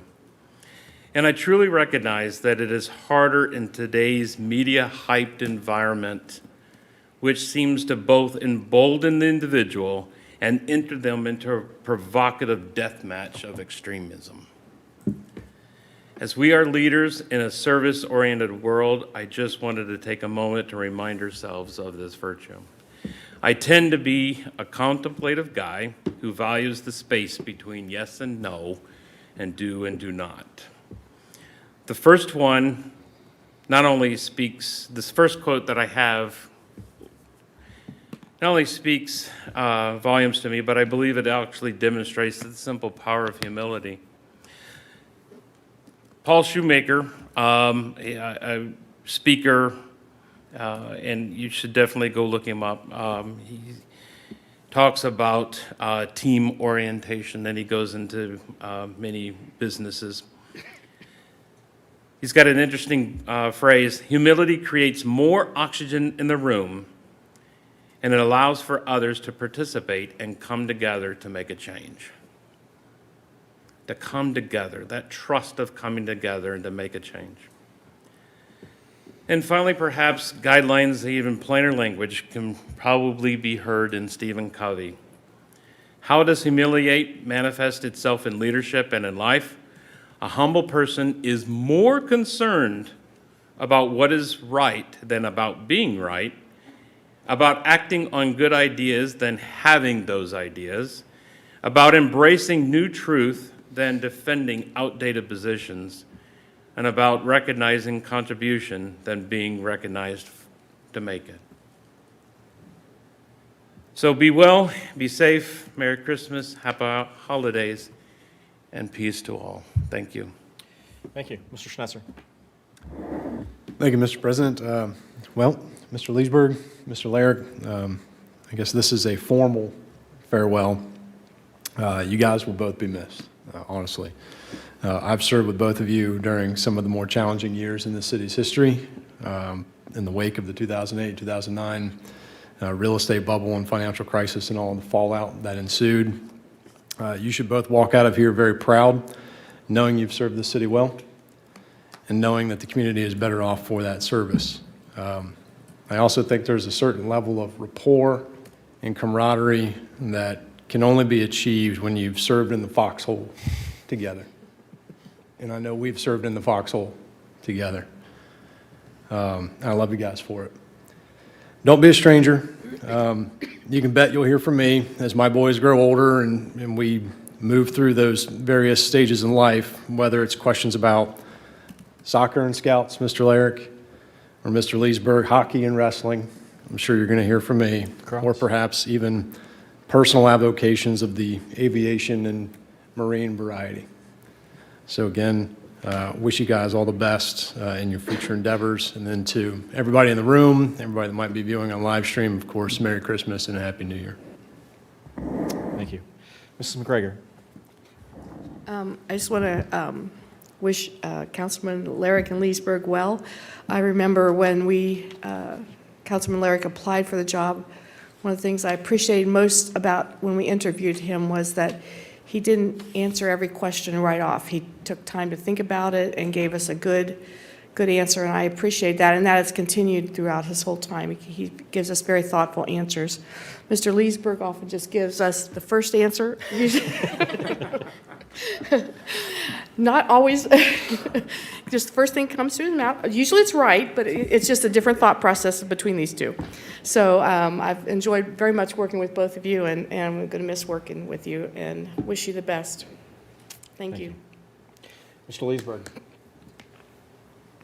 Last couple of meetings, I've been thinking about what to say and those kind of things. Again, I appreciate all the kind words. Ms. Angelou, when I first got elected, my father was on school board for quite a number of years, and we went back and dug it up and found out he was on school board for 33 years. I made a couple campaign promises, one to myself and one to the people. I wasn't seeking a higher office, so this is it. I'm not seeking a higher office. I'm done. But the other promise was that I wouldn't beat my dad's record of 33 years. So for somebody that's been on and off for 40 years and doing this at times a thankless job, again, thank you to you for doing that. Again, thanks for all the kind words to everybody. I feel actually I'm glad this last meeting we were able to watch some of the officers get sworn in. It's truly one of my favorite things to see. So congratulations to Officers Rigsby, Michael, Eder, and Collins. Welcome to the team. I know they'll do great. I know they've got good support staff. You guys better support them, or else I will be back.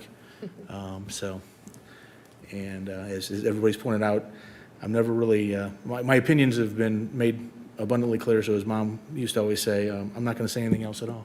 So. Thank you. Let's see, my closing comments for this evening. When I initially came to council under an appointment, it was a happenstance item. For many years, my thought had been to get involved from an educational aspect. I have a passion for education, even if it's for the sake of education. I believe knowledge is the basis of power in any person.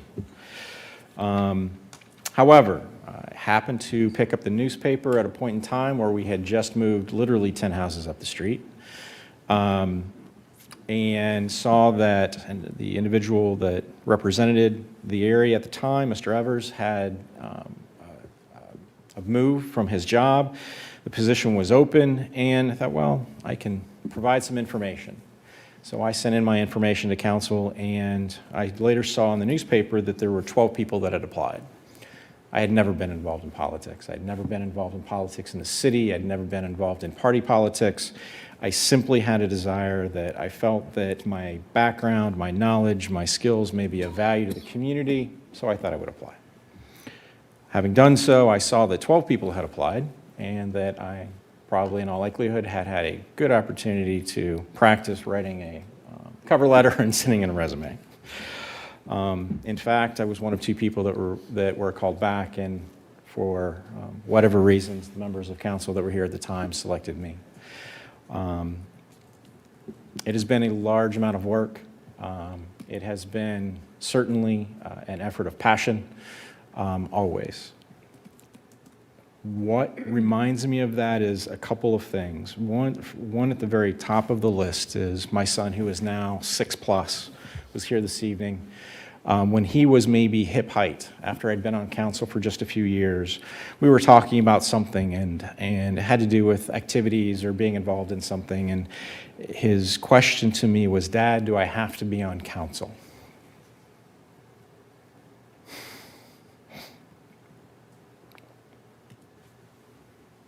My point is, in doing this work, in being here, it is work, and there are sacrifices.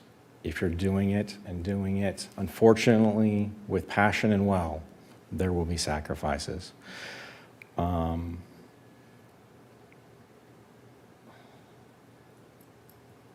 That's the tough one. My wife is here this evening still. She endured our wonderful discussion this evening. Love her dearly, love my entire family dearly. Wish all of my family would have been here this evening. Unfortunately, that currently is not possible.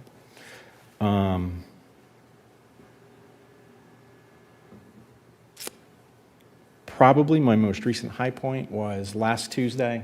Had the opportunity, got a call out of the blue for a group of Cub Scouts who wanted to work on a citizenship activity, and I brought those little boys, young men, fifth graders, into chambers, and we had a mock council meeting, and the gleam in their eyes as they made the decision of what their next snack was going to be through legislative action cannot be equaled. I sent a note back to the Cub Master, the Senate, just thanking him for the opportunity to be able to have such an enjoyable moment at the end of my tenure. With that, I want to thank everyone for their support over the years that have provided that support, the calls that have come in. I do work with passion. I sometimes am non-compromising when sometimes compromise may be easier and or better. But I believe in what is right. I believe is what is ethical, and in all ways I attempt to follow that path. I hope that has not been interpreted poorly or in a way that is unintentioned. But the intention is to do the best that I can for the community that I can, considering the sacrifices that, as I reflect, that I've made. With that, I hope the best for the city. I hope the best for the future council. I hope the best for the administration, because in that we will have the best community for all of us. That is the end of my comments for the evening. With that, there is an agenda item for executive session. Is there a motion for executive session this evening? None appearing. Motion to adjourn. So moved.